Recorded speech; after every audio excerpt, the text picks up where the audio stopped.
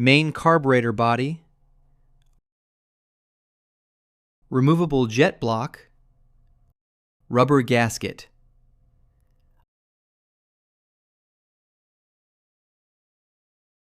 Attach it to the main body.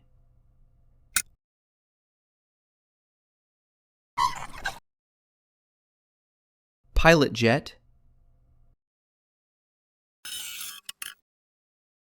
needle jet, main jet emulsion tube, main jet, float needle, float, retaining pin,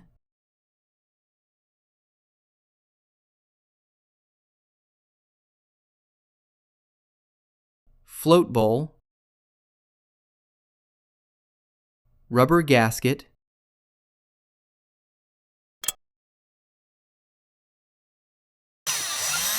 main jet access plug, air screw. Turn it out 2.5 turns from the fully seated position.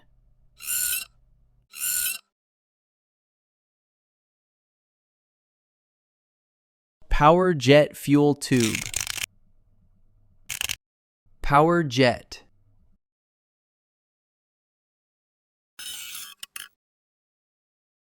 Blanking screw. Starter enrichment valve.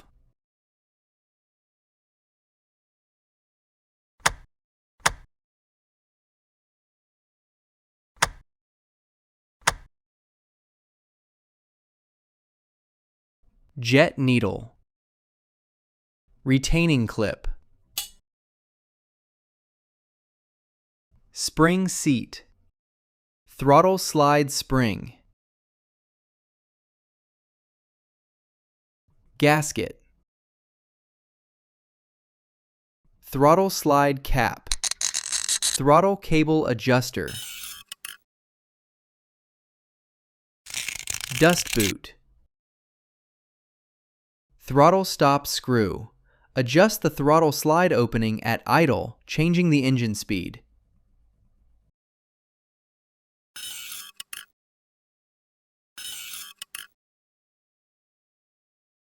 Let's fill the float bowl with fuel.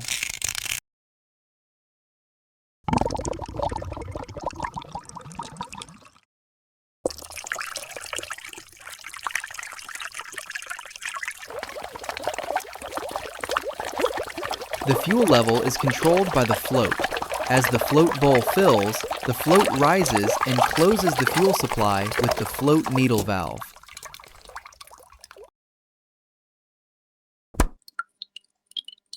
The PWK Carburetor uses 4 fuel metering systems. Each one operates under specific engine conditions.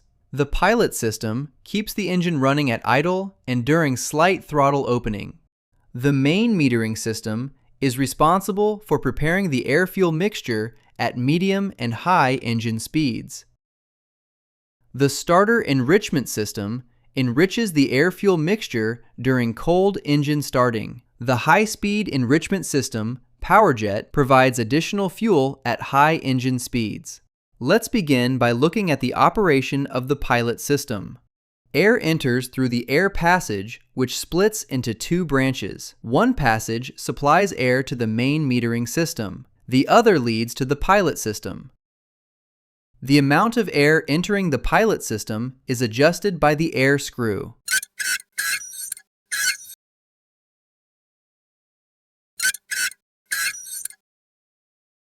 The air then flows into the pilot jet emulsion tube. Atmospheric pressure enters the float bowl through these 2 vent fittings and presses on the fuel. At the same time, a vacuum or low pressure area is created in the engine intake tract. This vacuum is transmitted to the pilot jet emulsion tube. Fuel rises from the float bowl into the emulsion tube, where it mixes with the incoming air to form an air-fuel emulsion. The air-fuel emulsion then enters the carburetor venturi through the pilot system outlet ports.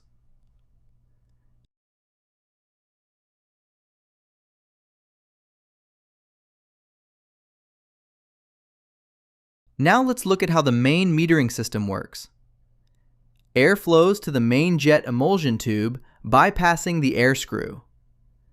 At this moment, however, no fuel enters the emulsion tube because the jet needle blocks the outlet of the needle jet into the venturi. The pressure of the incoming air is equal to the atmospheric pressure acting on the fuel in the float bowl. As the throttle slide rises together with the jet needle, vacuum from the venturi is transmitted to the main jet emulsion tube.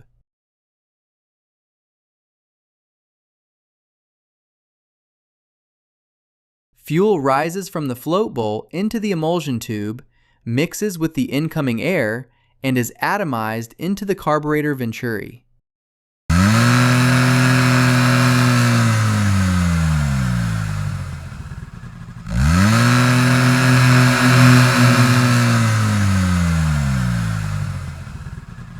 When the engine reaches high RPM and the vacuum in the carburetor venturi reaches its maximum, the power jet system comes into operation. The vacuum is transmitted through the power jet fuel tube to the float bowl. Under atmospheric pressure, the fuel is forced toward the low pressure area. After passing through the power jet, it is injected into the carburetor venturi.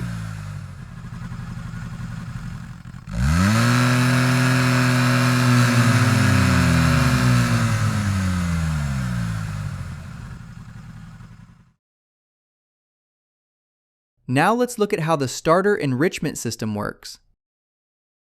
This system is supplied by a separate chamber in the float bowl. Fuel enters this chamber through a calibrated jet, which limits the fuel flow.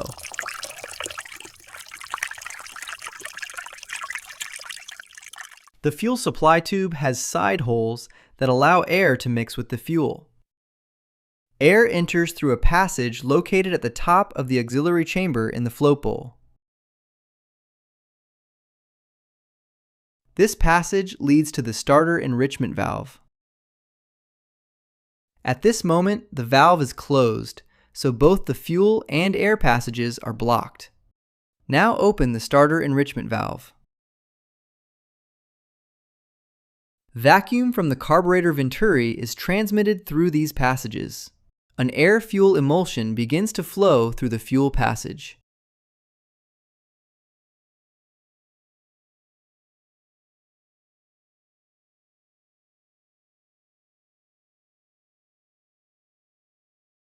Additional air flows through the air passage. Both streams mix together and are drawn into the carburetor venturi.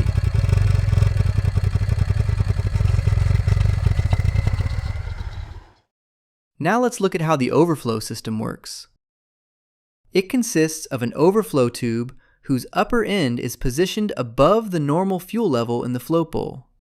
If debris gets under the float needle valve and prevents it from shutting off the fuel supply, the fuel level in the float bowl will begin to rise above its normal operating level. Once the fuel reaches the top of the overflow tube, the excess fuel flows out through the overflow system, preventing the fuel level in the float bowl from rising any further. That's all for today. Thanks for watching and see you in the next video.